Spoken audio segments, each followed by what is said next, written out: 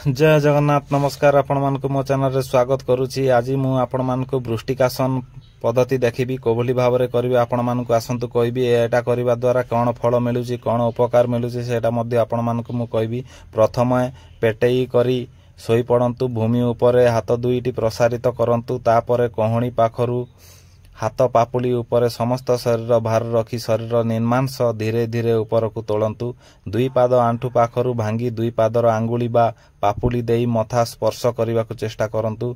भंगीटी कंकड़ा बिछा अनुरूप होइथिबारु एही आसनटी को वृष्टिकासन आख्या दिया जाई अछि। एटा केते समय करिवे आपण माने एही अवस्था रे 15 सेकंड रु 30 सेकंड पर्यंत प्रति थर रुहंतु एवं पूर्वावस्था को फेरी आसंतु। दिन रे 4 थर आसनटी अभ्यास करंतु। एटा करिबा द्वारा कोन फल मिलुची सेटा मु आपण मानक कहूची। एही आसनटी नियमित अभ्यास कले थायराइड ग्लैंड रो कार्य खूब भलो होए, दैहिक पुष्टि तथा हजम शक्ति वृद्धि पाए, शरीर सुस्थ रहे एवं रोग प्रतिरोधक शक्ति वृद्धि पाए, कंठ स्वर मधुर होए, श्वासक्रिया उत्तम होए।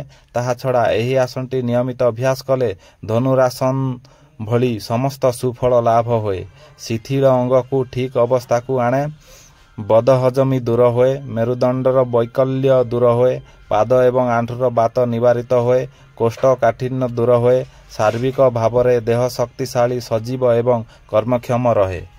तेणु आपण माने ए आसनटा को सदा सर्वदा जारी रखंतु।